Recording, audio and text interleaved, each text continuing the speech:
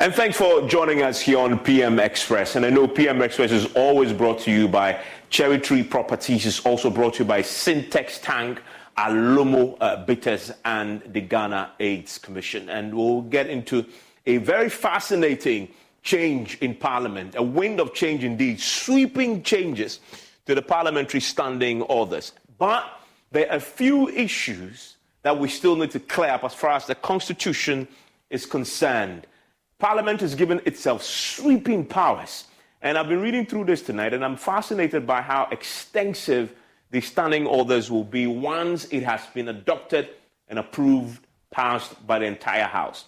It hasn't generated as much attention, so let's give it a bit of attention, because this is that arm of government which is specializing in the passage of laws, etc. So you cannot ignore it. We've seen the legislature do a lot of things when it comes to the constitutional democracy. Now they are extending a bit more of their powers, and also I find another thing very interesting, giving a bit more power also to the opposition parties in terms of the chairmanship of some of the committees that we have.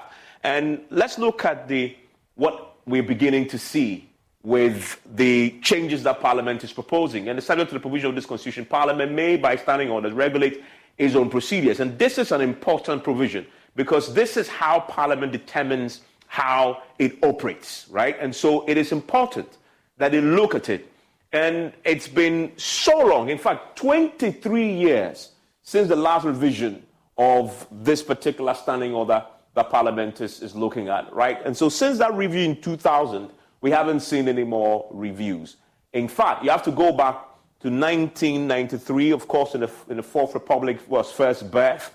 We saw the standing orders, given birth to, and then traveled all the way to 2000 before that last review that we saw. So we haven't really touched it, but a lot has happened since in the global movement, the democracy, transparency, and accountability. All these things now play a part in parliamentary practice around the world. And so the US Parliament then decided to form this technical committee to complete work of the previous Parliament, because the Parliament since 2000 have all discussed how to improve and revise the standing orders. They didn't really come around to doing so, right? So this particular proposal is now something the Parliament is rigorously considering. And last week it came to the floor, it was debated. There was general consensus among some of the provisions, including the formation of the Committee on Security and Intelligence. Those of us who like following American politics, if you go to the have the Senate Intelligence Committee, and they are powerful. If you like watching spy series and movies, you hear a lot about the Senate Intelligence Committee. They get briefings on everything. The president gets briefings. They also get briefings on what's happening in this country when it comes to intelligence and security. There's a proposal now by the Parliament in this standing order that they've proposed and put forward for consideration, Security and Intelligence Committee. They also have committees on ways and means. And that's one of the committees that immediately when you mention ways and means in the African Ghanaian context, it throws up all manner of interesting connotations, right? So what really is this? It's going to go into a bit of the finances, money, etc. But I'm curious to sit with my panelists to get in a bit more into this, dissect it a bit more. What is ways and means? Why do you need a committee on ways and means? What really is it? Don't worry, we'll get into that pretty shortly. But then there's a budget committee that's also going to come out. We have obviously the finance committee. We have the special budget committee. Now they're also proposing a budget committee that will now work with the finance ministry in the preparation of the annual budget. That is actually very, very interesting now. We now have a committee that will work with the finance ministry. The finance ministry before now, they put the budget together. They may consult the finance committee in Parliament, but they may choose not to also. But now you have a committee with a sole purpose, including working with the finance committee to put this budget together before it comes. So Parliament is going to have a greater say in the preparation of the budget through this particular committee. The petitions committee is also one that is coming. The committee on bills is also coming. Committee on ethics and standards is something that is also going to come in, because the Parliament is anticipating that their code of conduct will also be in play, and this committee will be enforcing that quite strictly once it's approved by the House. But I find it's very interesting also, because if you look at another proposal that has been put forward, they also want to adopt the sanctions provisions from Act 300, okay, for contempt of parliament and breach of parliamentary privileges. And now you have a committee that is going to look into this matter and enforce it quite strictly, also being proposed. So Parliament now, in this standing order, want to bite. Contempt of Parliament is already there, but they haven't quite defined what the sanctions is in the standing orders. What they're trying to do is now fall on the Parliament Act to take the sanctions there. What it means, in effect, is you see in the standing orders now, for example, the provisions in the Parliament Act that says if you are in contempt of Parliament and you are a stranger, in parliamentary terms, when you're a stranger, you are anybody else other than the President, the Vice President, the Speaker himself, a Member of Parliament, or an Officer of Parliament. These 5 people, they are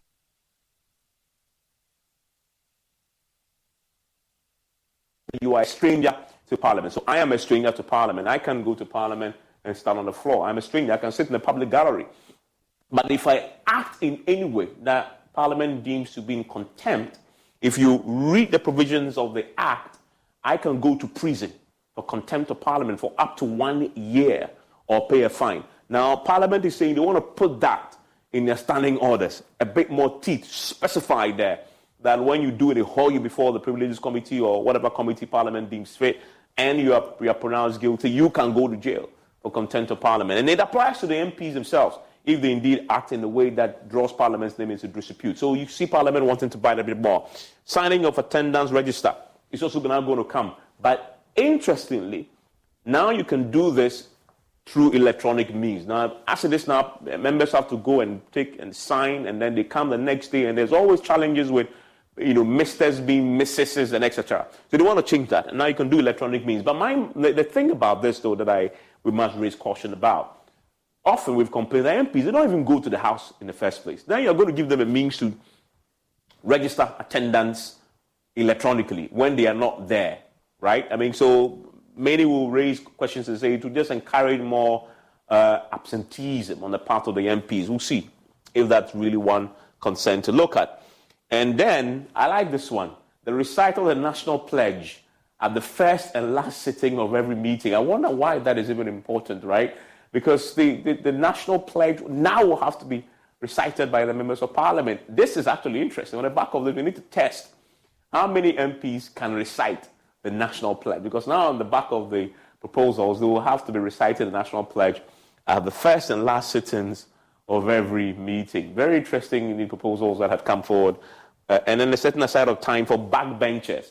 The backbenchers who are not ministers, the deputies, etc., now will have their own time, the backbenchers time, where they can also put forward, they can make statements, right? They can put forward their own private members' motions. They are deliberately carving a time slot, space for backbenchers, those who normally you wouldn't hear, to now also be heard on matters on the floor. That is very interesting and progressive indeed. Now, the President also will present this coordinated economic and social development program to the House. I find that interesting also. Deputy ministers will now be allowed to come when their ministers aren't there and present, answer questions, etc., on behalf of their ministers. And maybe some will look at this and say, well, this will also now give excuse to the ministers not to attend to Parliament when they are invited, because now their deputy ministers can do that for them. And also, they also want to write into this standing order the impact analysis now becomes a prerequisite for introducing the bill, which we know is already in the Constitution, which is now writing into the standing orders. Greater scrutiny of independent constitutional bodies on the floor. And this one is a very interesting one for me. And I've said some people raise questions about whether Parliament can do this, because they're setting up now a committee called the Committee on Independent Constitutional Bodies.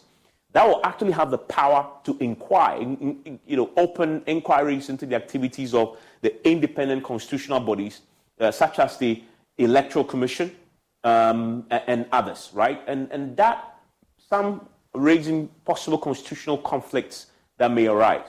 So you have, for example, the Electoral Commission that now can be hauled to the floor and can also appear before the committee for greater scrutiny, right? But then you have the constitutional provision that comes in Article 46 of the 1992 Constitution, when it talks about the independence of the commission, and that the commission shall not be subject to the direction or control of any person or authority, not even Parliament, right? So how is Parliament going to walk this fine line in enforcing these new powers that it's imposing on itself going forward in the new standing orders because of this potential conflict that we see?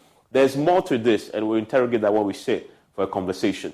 And then I find this also interesting. We also have the Public Accounts Committee, and I see this, one of the areas that I believe it's actually very positive is the giving of a bit more powers and authority to the opposition party. As we know, these three committees are already in existence, and they are chaired by the opposition party, Public Accounts Committee, Government and Parliamentary Assurance Committee, Statutory Legislation. There are two additional committees that Parliament is now proposing to constitute.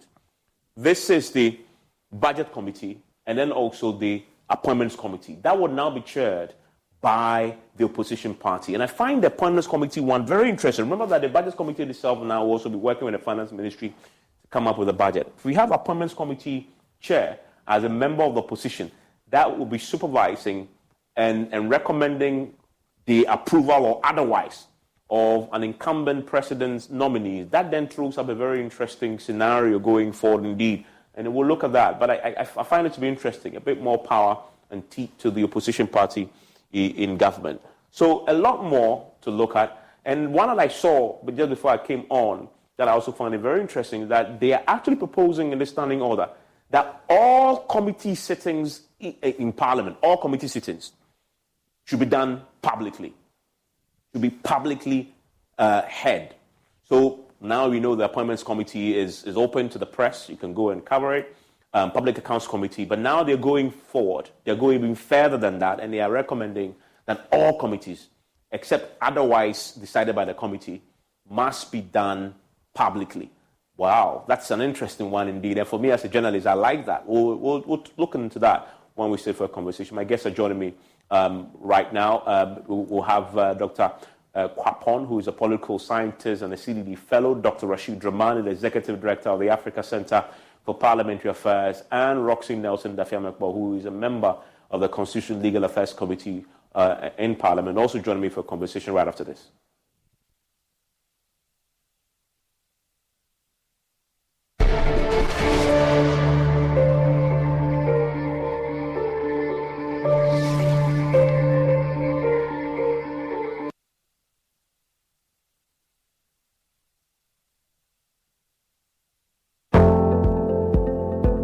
Own your luxury.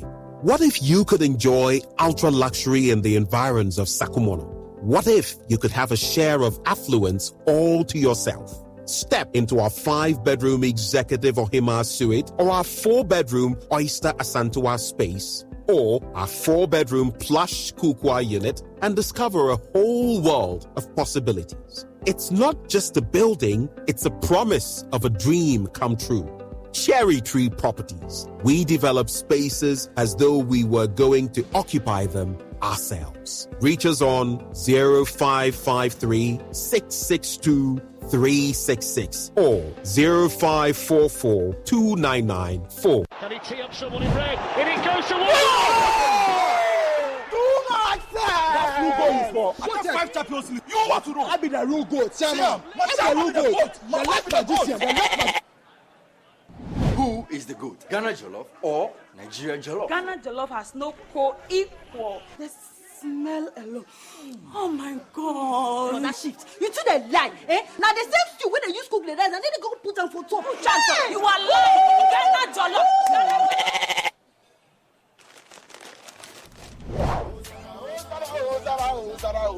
Are you busy? Forget everybody. Yeah, my guy. Put your papa in the jar. Put some respect on the goat. On the goat. The only goat I know lives in Tama. Every year we give to you back.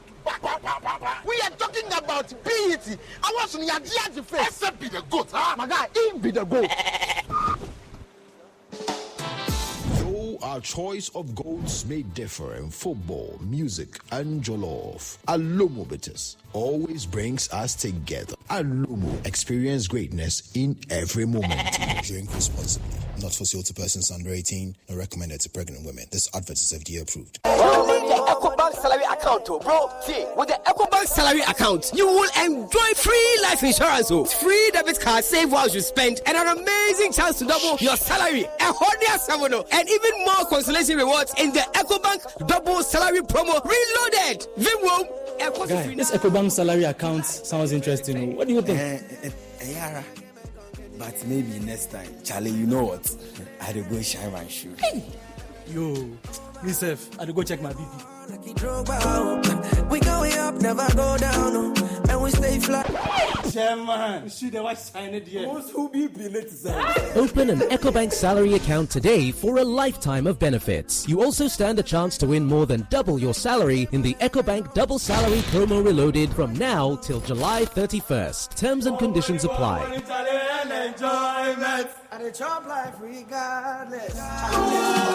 promo is under the supervision of the National Lottery Authority under the Caritas Lottery Platform.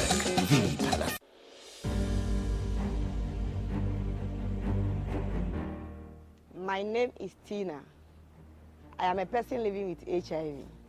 I got to know my HIV status after I gave birth and lost the child because of HIV.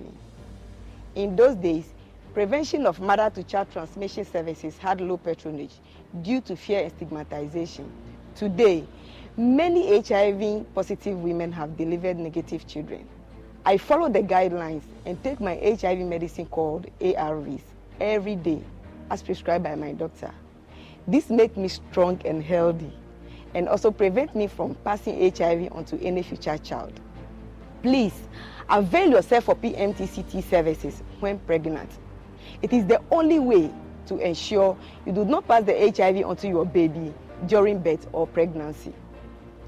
If you have tested for HIV recently and it was negative, test again when pregnant. If you have tested positive, go to the hospital after birth as directed by your healthcare provider. Your baby will be given medicine immediately and tested to ensure baby and mother are well. Let us work together to have an HIV-free generation. Our children must be free to shine.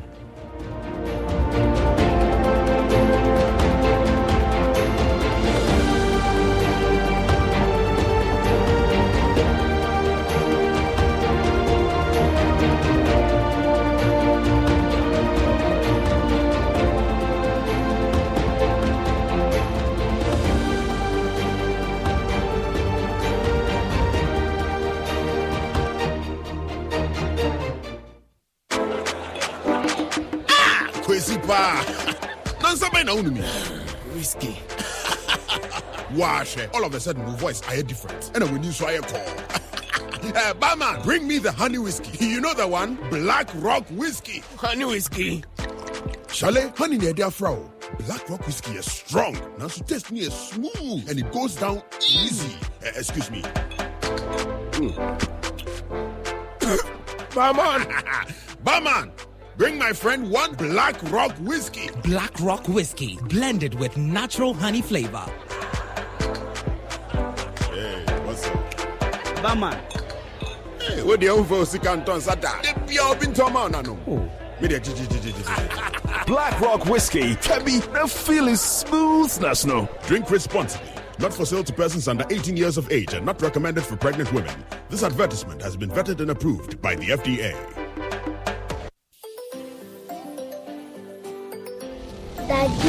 Daddy, this tank is big. Yes, that's true. It can store a lot of water. That's so true. Wow, it has a working tortoise on it. That's so true. I can see S-I-N-T-E-X. Syntax. That is so true, my daughter. When it falls down, it will spoil. That's not true. But why? Hey! Syntex was the first to introduce double-layer tanks in Ghana. Syntex again was the first to introduce white inner layers in Ghana. Syntex gives you the biggest warranty, 7 years. No matter your water needs, Syntex is the answer. Syntex tank. Are you strong? Are you tough?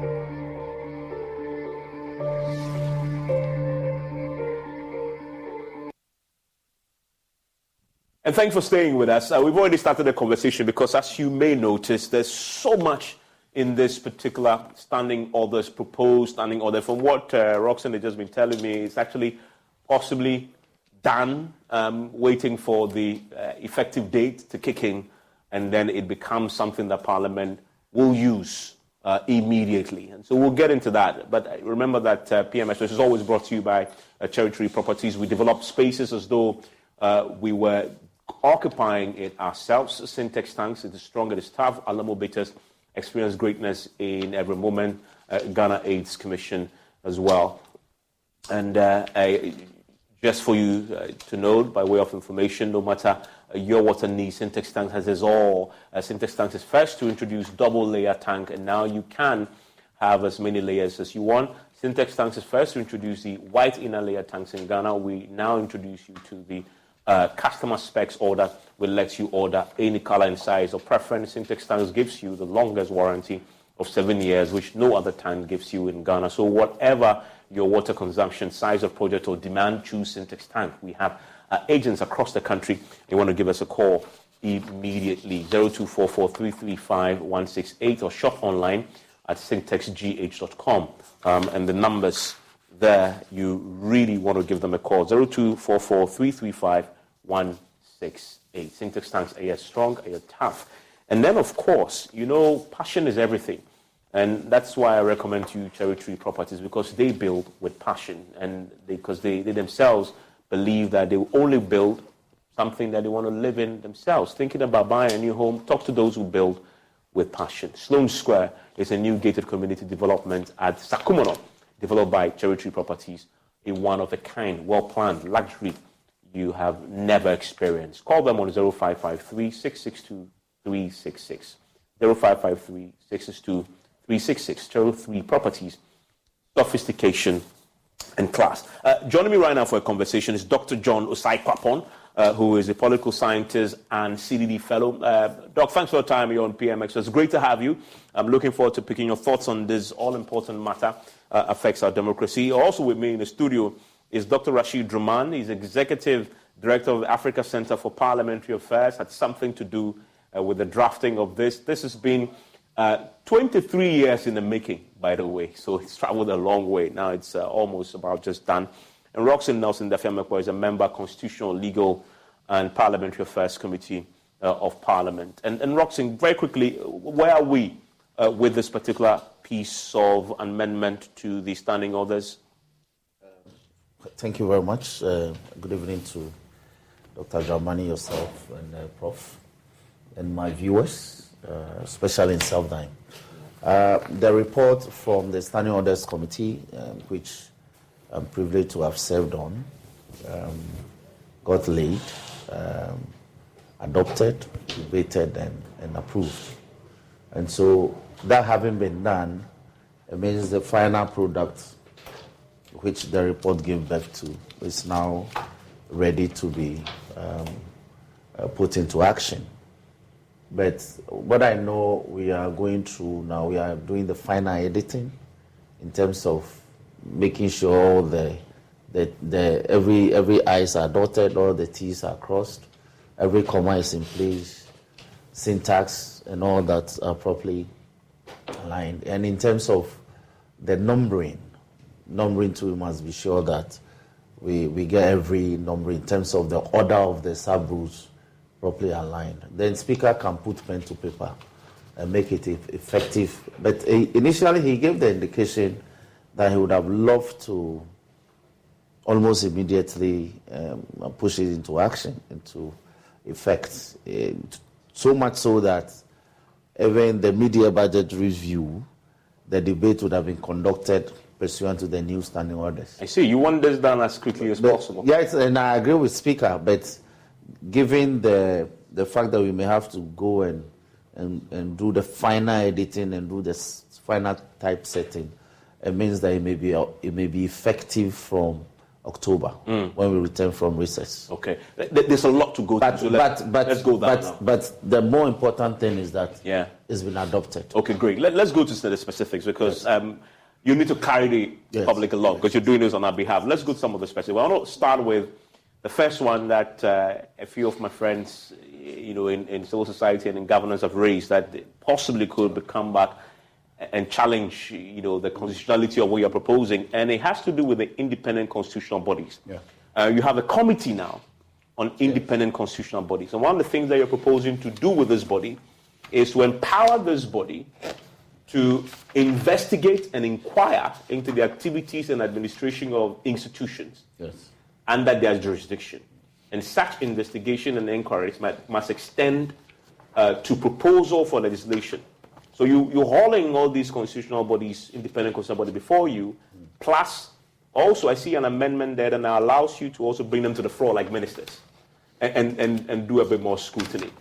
I see here that this is in furtherance of Article 103 of the Constitution, 1033 of the Constitution, which gives Parliament the power, the committees to look into the. But if you look at that particular clause carefully, you have to be extending its definition to include independent constitutional bodies, because it says clearly here that committees of Parliament shall be charged with such functions, including investigation and inquiry, which is repeated in the standing orders now, into activities and administration of ministries and departments.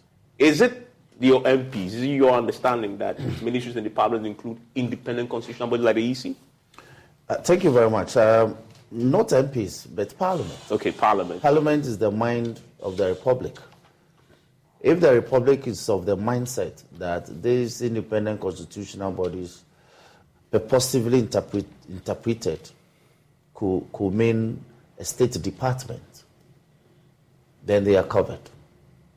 Now, questions have been asked. How do we exercise oversight over these constitutional bodies? There's been a lot of lacuna in terms of the procedure provided, even in the Constitution itself. The Constitution has made this provision.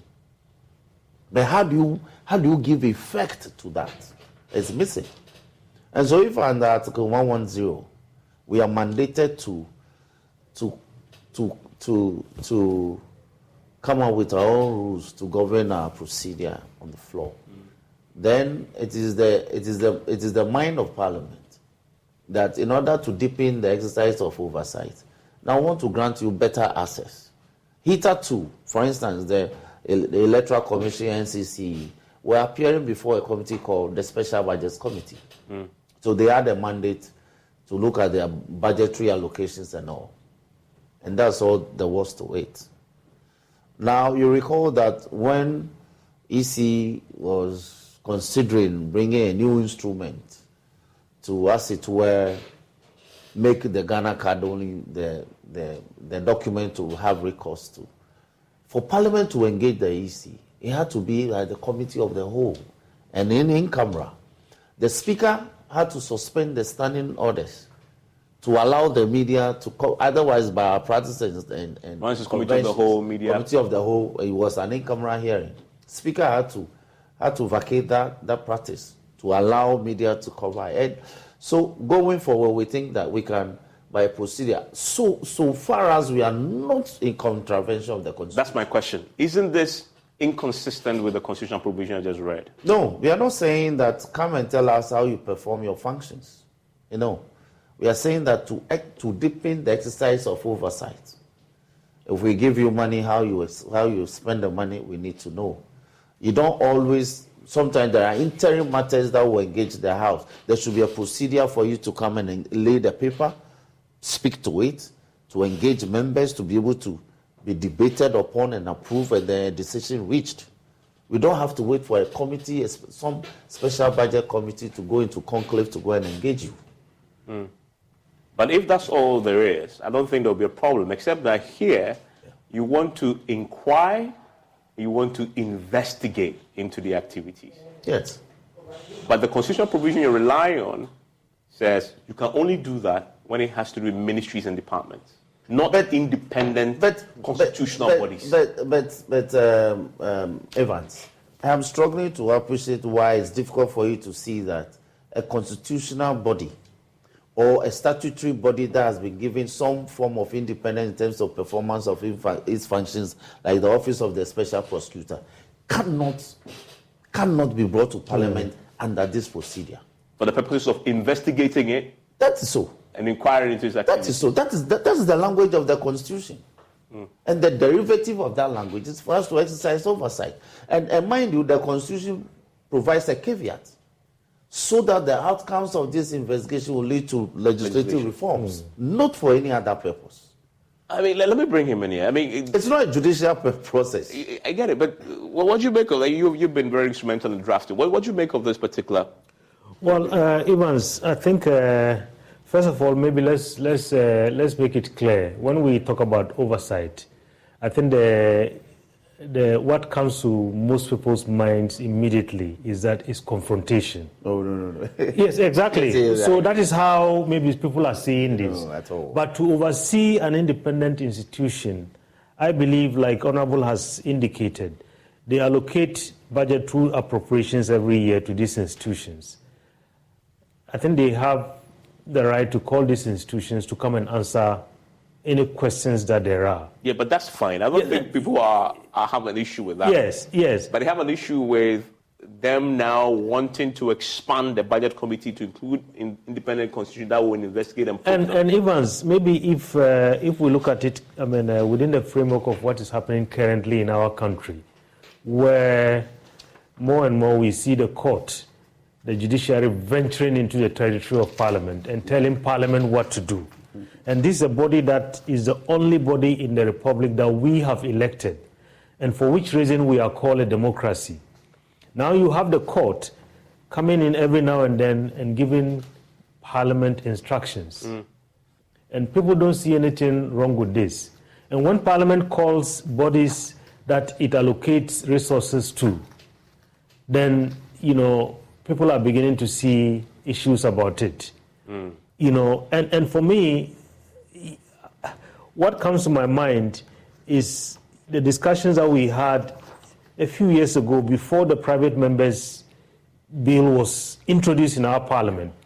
Most of us said, look, over the years, our Parliament has generally interpreted its powers to give itself less powers than it does have. Let it give itself maybe the highest level of powers that the Constitution provides to it, and let somebody go to court. Let them challenge it, and then we'll see what the outcome is. When Honorable Michael Quay was opening the floodgates for these, if I could use that word, for the private members' bills, I think that was the thinking at the time. If anybody has any issue, because speaker after speaker tried, and then there were issues about Article 108 of the Constitution. Because it's going to impose a tax on the consolidated. Yes. And then we said, let's go and then let's see if people can go to court and then say Parliament doesn't have those powers. It's interesting that on the back of that, on the LGBTQ bill, which is a sponsor, that somebody's in court precisely on that. Exactly. Precisely on that point. Exactly. And for me, I seriously disagree. I'm not a lawyer, but I seriously disagree. Because if we are not careful, one day, every little bill that is before Parliament, every little thing that's before Parliament, somebody will run to the court. And then we are going to have our Parliament immobilized. We are going to have our Parliament prevented from doing its work. Because, some other branch of government is telling, the legislature how to do its work. Let me bring in Dr. Saikwapan, who is also with us via Zoom. Doc, specifically to this particular provision, we'll open it up to other things. I just want a quick comment on it. Is Parliament running the risk of overstepping its authority here? Please unmute for me, if you may. Sorry, Evans. I can hear you now, good yes. evening. So, in principle, I don't think that Parliament is overreaching. After all, in our constitutional design, they are empowered to be the ones who provide oversight over especially the executive arm of government. And so, thinking about this within the context of their oversight responsibility, I don't think they are overreaching. The other point that I also want to make is that in a lot of our public discourse, we keep saying that Parliament is weak, Parliament is not a strong institution, that we've designed an imperial presidency, an imperial executive, right? I have been arguing that for me, the quote-unquote weakness that people have been referring to when it comes to Parliament is not so much that it is weak in design, but I think, at least in my opinion, I believe that Parliament doesn't quote-unquote flex its powers enough. And so this is, for me, more oversight can never hurt the purpose of good governance. So yes, in principle, I do see where this new standing orders is coming from. But also in reading through it, there are certain parts that I also said to myself, I won't be surprised if certain parties mount certain challenges to it, especially as it has to do with independent constitutional bodies. But even in that instance, my position is always that independence doesn't mean lack of accountability, right? That there's a reason why certain bodies are designed as independent bodies. I agree with that and I support that. But I don't think that being an independent body should insulate you from oversight and accountability. And so it becomes a question of how do you balance that respect and appreciation for that independence of these constitutional bodies, whilst at the same time allowing an institution like Parliament to provide the necessary oversight and accountability as well. Interesting, Roxing. Let's expand this beyond. So this one is, we'll see if anybody decides to challenge it, and then the courts will decide. But there are other very interesting provisions you're proposing here. And one, because you are in opposition, let me take you there quickly. You are giving a bit more power to the opposition party now, chairing the appointments committee, and I find that very interesting. And then the budget committee. The budget committee is a new committee. A new committee. Yeah. And I look at the terms of reference, the powers that you're giving it. They actually now have to work with the finance ministry in designing of the budget. Yes. That's a powerful committee. Yes. And you're giving it to the opposition party to chair. Yes, because you see, our parliament, and I'm happy Dr. is here, our parliament is amongst only 9 parliaments in the world that does not participate in budget preparation before it comes to the House. But they consult you. Hold on. No, how do they consult? The finance committee don't have consult the finance committee. Well, if you come to engage the finance committee, that's not Parliament. In the course of the budget preparation, we are completely taken out. So the first time you see the details is when the finance is reading it. Yes. In fact, when he's reading, you don't see it. It's until it gets to the midstream before you see the statement being floated to you. So there's been a lot of seminars attended, and we discovered that amongst those 9 parliaments, we cannot afford to belong there. So we have to belong to the majority, where Parliament is placed in the center of the budget preparation. So you see, you cannot bring the budget where estimates are made for projects. The money is insufficient, and yet to go ahead and approve. At the end of the fiscal year, the project doesn't get done. So we want to be in the middle of the budget preparation, then we guide. This is all we can do, this is all we cannot do. So when it comes to the House, it's easier. So a new budget, a new bill, and it's a private member's bill, which is called the Budget Bill, is to be promulgated to become the Budget Act, which we have the sister acts in Kenya and Uganda. They have the Budget Act, which guides them. So in fact, in Kenya, they have the Budget Committee. So some of this we have borrowed from Kenya because we are very close in terms of our parliamentary architecture. And it's to be given to the opposition so that we can guide the process, assist government in terms of budgetary allocations and all. And that power is being given to the opposition, as well as the appointments committee. But what's the thinking behind appointments committee 1? Because it served as well. If it's not broken, don't let me take it from where Doc left it. We've been accused of not being effective. Rubber stamping. Yes. Okay. And part of the problems has been the appointments committee. If you have an overbearing chairman who is a member of the party in government, where certain critical documents of nominees will come and some executive powers will be exercised, Members can be told that here, don't go there, don't ask questions. Even if you ask the question can be ruled out. So the chairman has the power to rule. We want the public to know that Parliament can make reforms and say that where we fall short, where we are getting flack, where we are being criticized, we can make reforms and let the opposition man it. And let's see whether there will be better vetting process going forward. You trust this will necessarily lead to a better vetting process, a parliament that then holds the incumbent president nominees accountable before they approve? Yes, indeed, Evans. And for me, I think I'll even go beyond the role of the chair.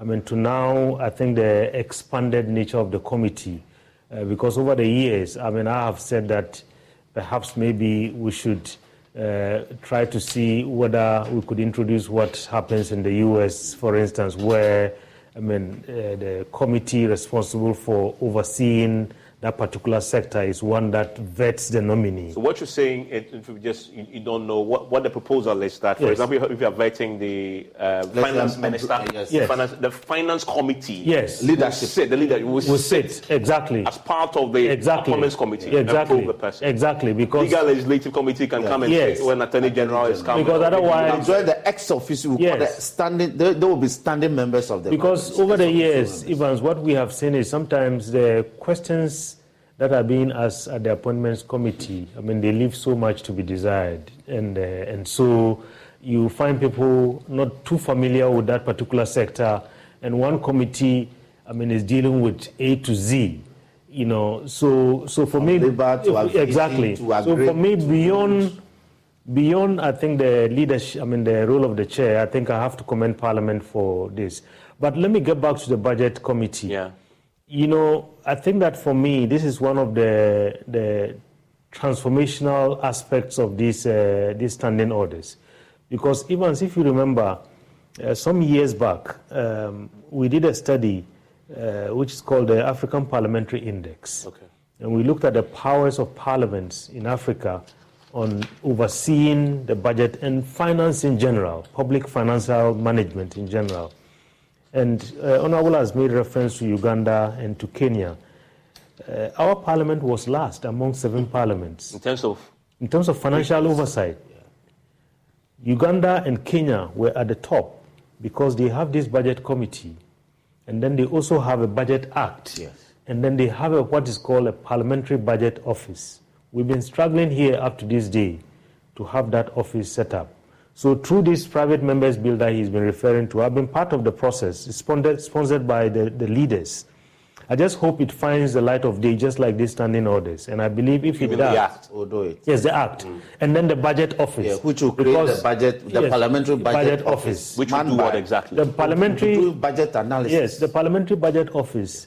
It's not like when people hear that nomenclature, they think it just prepares budget for Parliament. No, it provides analysis for all committees and members to go and interrogate the budget properly. As it is right now, sometimes they go and they are interrogating the budget, shooting in the dark, because they don't have, Parliament is constrained in a way, because if you look at the research department, for instance, we have a research department, but the number, if you look at the ratio of researcher per MP, is very low. If you look at, at the committee level, one committee clerk is serving many committees overstretched. And now they have the clusters and so on. So if you have this parliamentary budget office, it's similar to what is in the U.S. called the Congressional Budget Office, which has more than 3,000 staff. People with, backgrounds from, artificial intelligence, mathematics, down to zoology. So that if there's any matter concerning the budget, or for that matter, any bill that comes before Parliament, this will be the body, and it's fiercely independent. Yeah, I just hope ours would also be fiercely independent. Yeah, because in many countries, like in the US and in Canada, sometimes the government will come up with some kind of projections, and the parliamentary budget office will come and say, no, this is not going to hold. Yeah, but based on the scenarios. But that's the thing, I want to bring Dr. Osako upon it. It may work elsewhere because democracy is very mature and advanced. But it's working in Kenya. It's working in Uganda. Fantastic. And when you talk about Uganda, usually people will say, "Oh, this is not a democracy. We are a better democracy than Uganda." We are.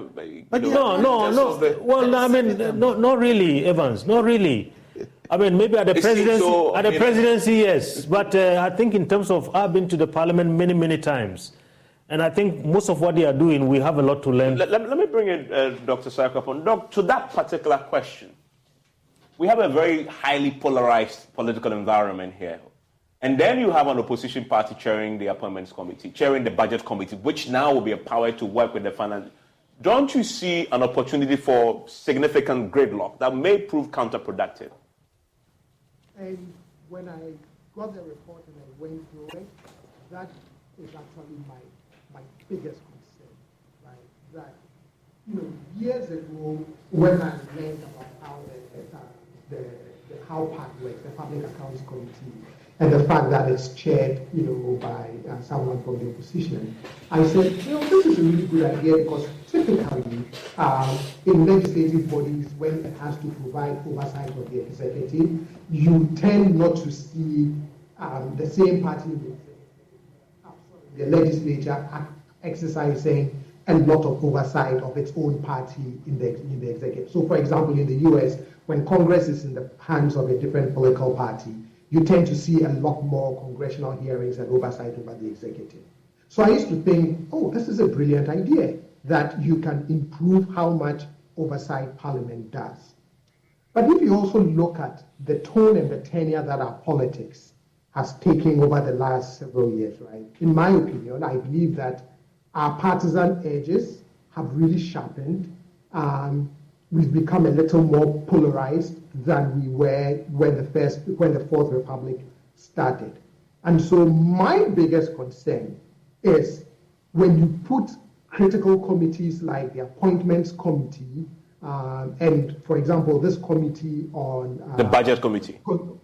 And not necessarily even the Budget Committee, but the Committee on Constitutional Bodies. Okay, independent constitutional. Is that one going to be chaired by the opposition party? No. Okay, yeah. Okay. Oh, that won't be chaired. Okay, no, that won't be chaired by the opposition party. Yeah, it's the Budget Committee that will be chaired. Yes. If you look at our fight over the EC over the last 2 elections, I was getting concerned. But okay, I'm very relieved that won't be chaired by this. But the Appointments Committee. Again, if you look at how polarized we've become and how we've sharpened our partisan edges, our democracy has to grow. Concerned over that. In principle, it's a good thing, but the practice of how that would work, I can just see an opposition party highly motivated to quote unquote settle score or to stop a nominee, sometimes for purely partisan reasons. And I wonder how the committee would get around the potential of partisan derailment of potential nominees who may otherwise become, who otherwise may be, very qualified. I like the idea of the Legislative Budget Office. I think it's one of the parts of the standing orders that makes me really, really, really, really excited. Years ago, one of my first professional experiences in the US, I worked in the state legislature for an office called Legislative Services Commission.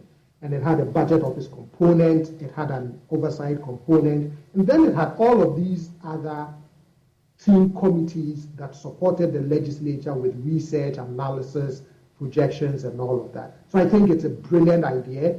If they can get individuals into the Legislative Budget Office that does the administrative type work, the projections, the analysis, the financial scoring of legislation, they can get people in there, build their capacity, and who are also very independent in the way they do work. I think we should really see a different kind of parliament. Dr. Sarkapon, stay with me. Let me quickly get your reaction to that. It is the partisan gridlock. We saw this year under this hung parliament what happened with some of the appointments. And even there, you were in opposition. Yeah. And you saw what happened, how it dragged for the first time, ministers' appointment. And then you have an opposition party chairing it. The chairman can determine whose question is taken and whose question is not. You see the problem that Evans, Dr. Sarkapon is pointing there. Even with this hung parliament was still criticized for not doing enough in terms of the sieving. So how else could Parliament act than to improve the structures? And this is how we have to do it. With all these hang numbers, we still receive flags. We're still heavily criticized for not serving the president's nominees and appointees well enough. And we allow some to go through. So if they are giving us problems, then Parliament has to be blamed. So Parliament, in transforming its architecture, is introducing some improvement in terms of the sieving process, in terms of the oversight process. I think we have to allow it to work. Then we can gauge how the new system helps Parliament to carry out its mandate. But once you approve it, that's it.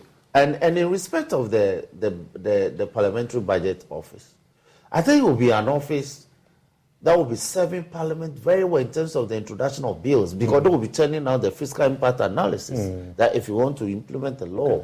So they will be preparing those reports. And you see, the fiscal impact analysis report is not always to tell you that you spend X amount. In fact, it's also to tell you that you may not expend any monies at all when the legislation is being implemented.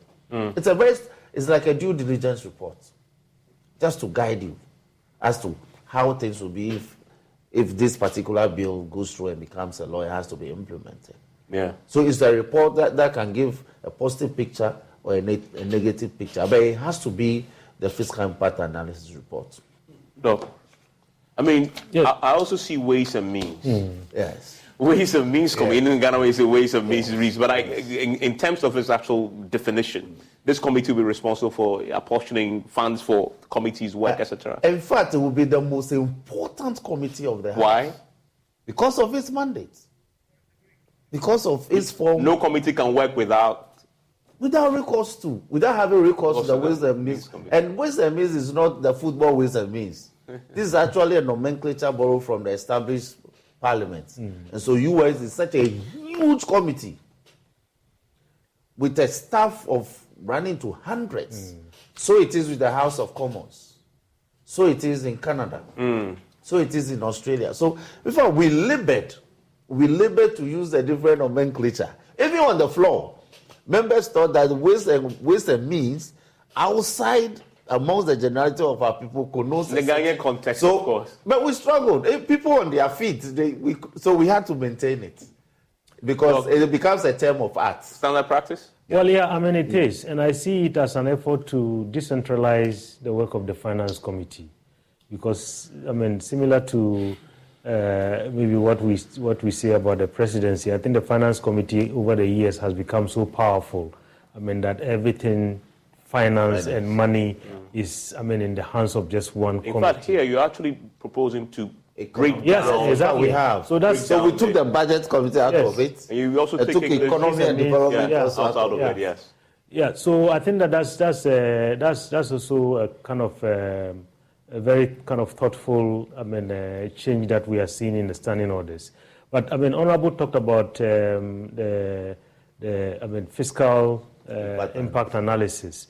I mean, in looking at the standing orders, I mean, the new proposals, Evans, I think one of the things that I see is that it's very short and very kind of weak when it comes to issues of gender.